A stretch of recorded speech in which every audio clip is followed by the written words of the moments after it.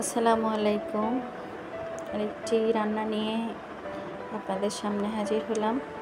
আমি আজকে রান্না করব বিফ পাস্তা নুডলস। আমি বিফটা পাতলা পাতলা করে কেটে নিচ্ছি। আপনাদের ভাই আমাকে কেটে দিল অনেকটা। এরপর আমি বিফের মধ্যে বিভিন্ন ধরনের সস মিশাবো। প্রথমে 1 টেবিল চামচ সয়া সস দিলাম, 1 টেবিল চামচ টমেটো সস দিলাম, এরপর হাফ টেবিল চামচ ওয়েস্টার সস দিলাম,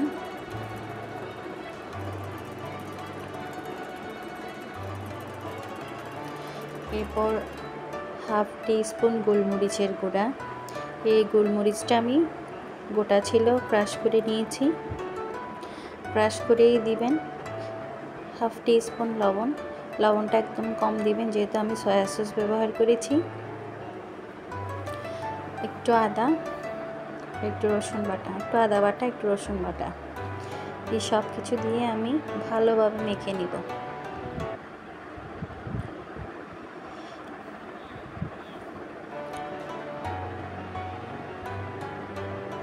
এইভাবে আপনারা মুরগির মাংস দিয়েও পাস্তা নুডলস একসাথে রান্না করতে পারেন, খুব টেস্ট হয়।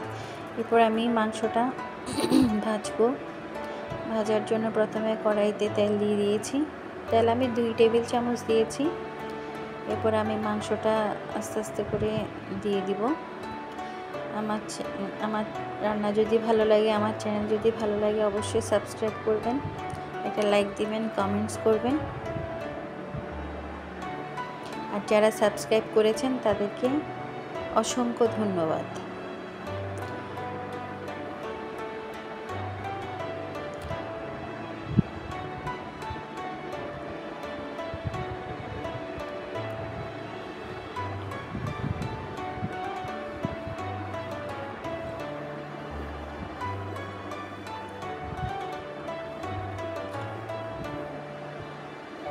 এই যে আমার বিফটা ভাজা ভাজা হয়ে গিয়েছে।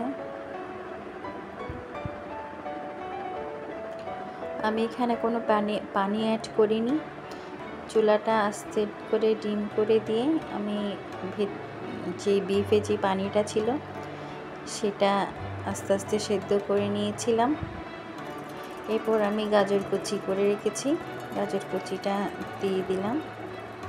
গাজর কুচিটা আমি হালকা ভেজে নিব, বেশি ভাজবো না।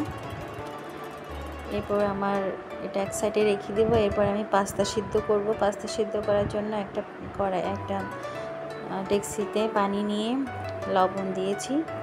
এরপর পাস্তাটা ঢেলে দিলাম। পানিটা গরম হয়ে এসেছে, একটু নেড়ে চেড়ে দিব। আমি একটু হালকা তেল দিয়েছিলাম, তেলটা স্কিপ হয়েছে, আমি বলে দিলাম। এরপর আমি মূল রান্নায় চলে আসলাম। আমি 3 টেবিল চামচ তেল দিয়েছি।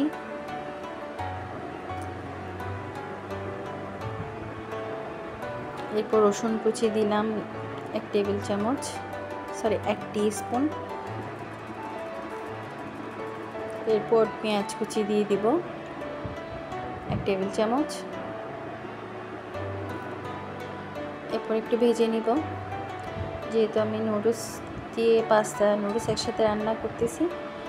নুডলসটা সিদ্ধ করে পানি ফেলার দরকার নাই, আমি নুডলসটা একটু ভেজে নিব।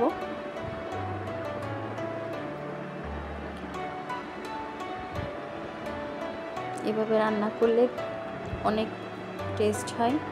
আমার ভাজা হয়ে গিয়েছে, এখন একটু পানি দিয়ে দিচ্ছি, যেহেতু তলায় লেগে যাওয়ার সম্ভাবনা থাকে, সেই জন্য পানি দিয়ে দিলাম। আর একটু পানি দিয়ে আমি নুডলসটা সিদ্ধ করে নেব।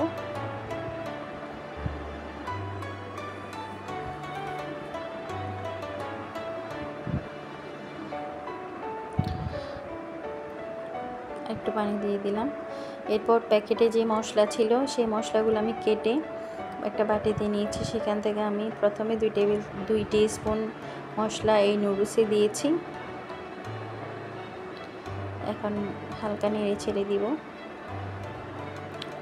নুডলসটা আস্তে আস্তে সেদ্ধ হতে থাকবে। নুডলস সেদ্ধ হতে বেশিক্ষণ সময় লাগে না।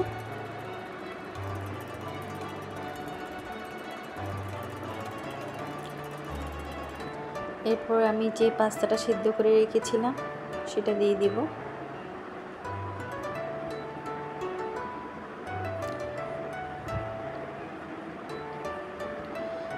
আমি পাস্তাটা একটা স্ট্রেনারে পানি ঝরাতে দিয়েছিলাম।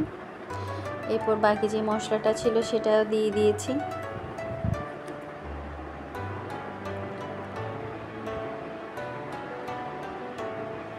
এরপর গোলমরিচের গুঁড়া দিয়ে দিলাম হাফ টিস্পুন।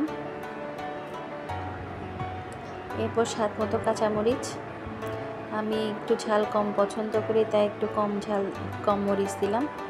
আপনারা যদি ঝাল পছন্দ করেন তাহলে আরও বাড়িয়ে দিতে পারেন। এরপর নেড়ে চেড়ে দিব।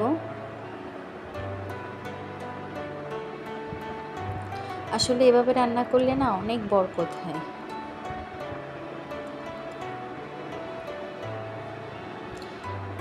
এরপর 1 টেবিল চামচ আর টমেটো সস দিয়ে দিলাম।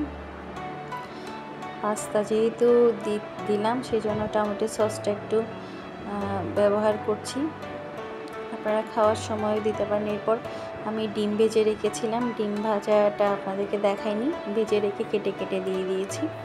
এরপর আমি যে মাংসটা ফ্রাই করেছিলাম সেটা মিক্স করে দিয়ে দিলাম।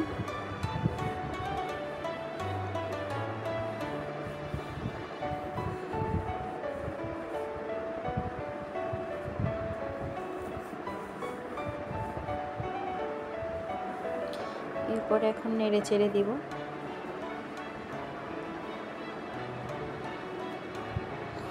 আপনারা চাইলে এখানে বিভিন্ন সবজি ব্যবহার করতে পারেন, যেমন বাঁধাকপি, ব্রকলি, বেবিকর্ন,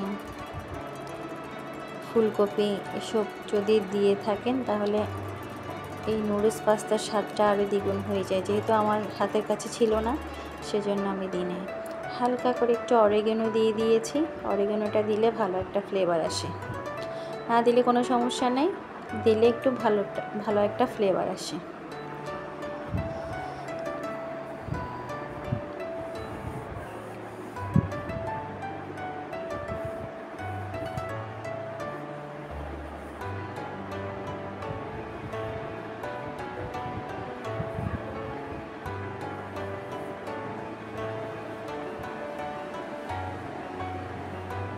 একটু ঢাকনা দিয়ে দিব, দমে রাখবো কতক্ষণ, হালকা করে জাল দিয়ে রাখবো।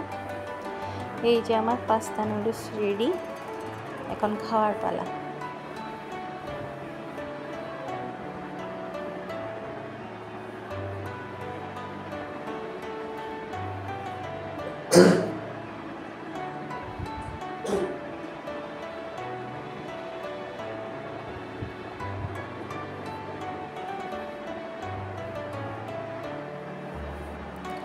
এই যে আমার পাস্তা নুডলস রেডি।